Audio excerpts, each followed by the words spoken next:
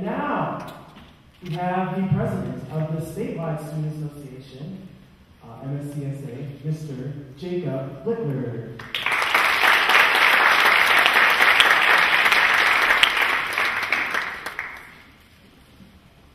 I don't know if I want to follow that. That was a great speech, James.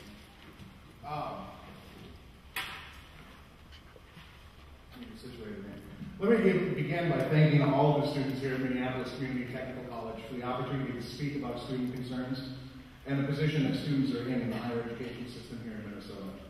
You here at MCTC should be very proud of the reputation that your institution and the students have around the state.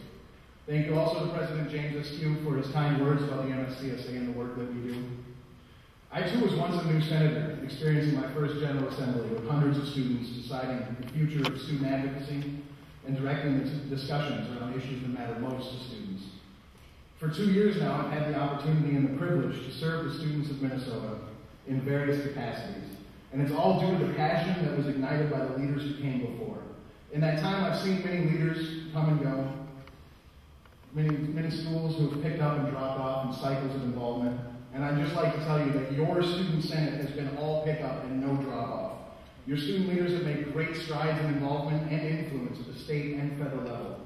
And they were rewarded actually for that at our last General Assembly as the 2007-2008 Minnesota State College Student Association Student Senate of the Year. That's out of 46 campuses in each state.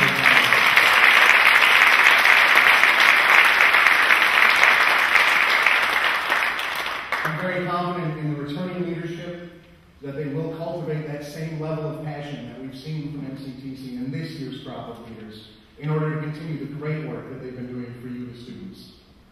It's because of the great work of student leaders here at MCTC, as well as students from 46 campuses around the state, that I'm able to echo James's assertion that the state of the student is strong. Over the last 2 years, many gains have been made at both the state and the federal level, from direct benefits like tuition control and textbook cost reduction and transparency, to indirect benefits from technology infrastructure investment and programs to increase accessibility to education for all students. The last 2 years have brought the students of Minnesota great success. This success has resulted directly from the hard work of your student representatives at the state capitol. Many hours have been logged in conversations with legislators, and many students from around the state have filled committee hearings with relevant testimony and stories about the reality that students are facing here and now in Minnesota. We should all be proud of the ground that has been gained, and we should be grateful to the many groups who made this era of student success possible.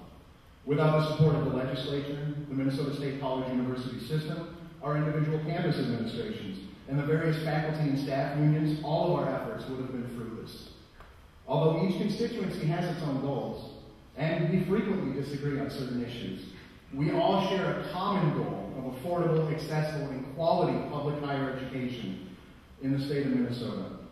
All of us individually and collectively, as the stakeholders in higher ed, should celebrate our successes, and we should be greatly heartened by the momentum that we have built. However, we should note that all of this success is threatened by the coming reality of a tight budget and a slow economic outlook.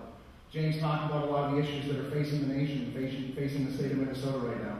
There's a lot of big problems coming. There's an economic forecast saying that our state budget could be $1 billion or more over what it should be.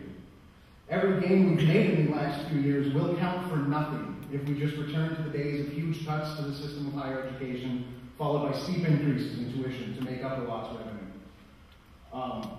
President Davis talked about where we were at with holding tuition to the lowest level, and actually as a system we held it to the lowest level in a decade. But that means nothing if we go back to 13, 14, 15% tuition increases. For a century or longer, Minnesota has been known as a national leader in everything related to education. A college degree from Minnesota was respected around the country and even around the world. And this was all because of the commitment that the people of this state made to investing into a high-quality and affordable education system. However, in recent years, this investment has come to be seen as too high, or as a source of budget cuts when government spending gets out of control. This is a fairly new phenomenon in Minnesota, and the damage, although severe, is not irreparable. Minnesota graduates are still respected the nation over, and our schools are known as centers of research and learning unmatched on any level. We need only renew our long-standing commitment to funding this investment in the future of our society. Now, you may be sitting there right now as a student, hearing about all of these complex issues and wondering, what can I do to help?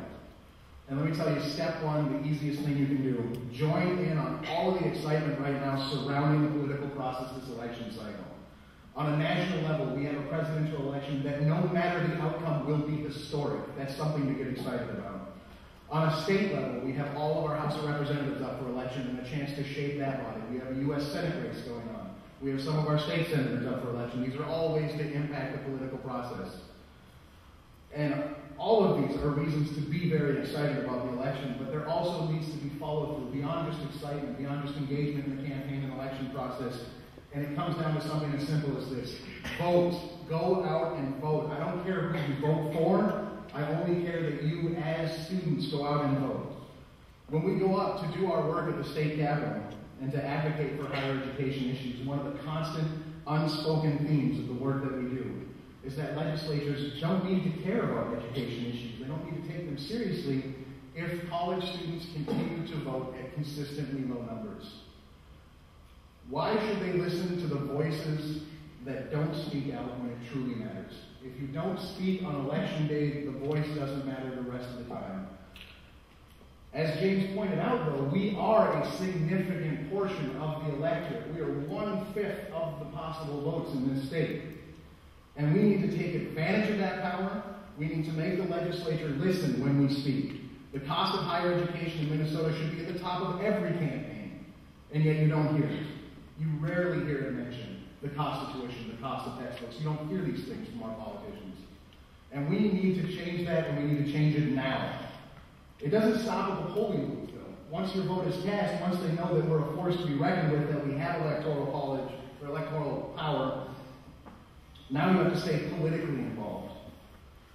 If you have campuses, if you have issues on your campus, bring them up to your student senate, bring them up to your administration so that they know what the problems are, so that they know where things need to be worked on. If you have issues in the state, bring it up to your legislator, bring it up to your senator, bring it to the Capitol.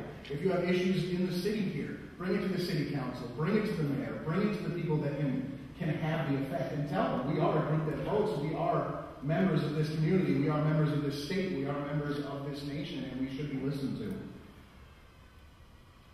Take the things to your capital yourself. You're right there. It's just down on Iowa. You can get over there. You can stop and see your local legislator. You can tell them what the issues are that are directly affecting college students. They hear the numbers, they hear the facts from us. We go there, we give them the numbers, we give them the data, the statistics. But when they hear it from you, as a real student, somebody who's experiencing all of these problems facing education, that puts a face to it, that puts a vote to it, that puts somebody who is real for them to relate that to when they're making their next vote on the floor. Write letters to your administration, to your student senate, to the editorial page of the Pioneer Press and the Star Tribune, to the legislature, to the governor, to everybody that will listen. Send these letters out. Tell them what the problems are. I recently had the chance to address a group of people about the problems facing higher education in Minnesota. These are all Minnesota natives from the Iron Range, which is my home area. So I'm a little out of my turf right now. But I had the chance to tell them about the high tuition that we're paying. It's gone up 100% in 10 years.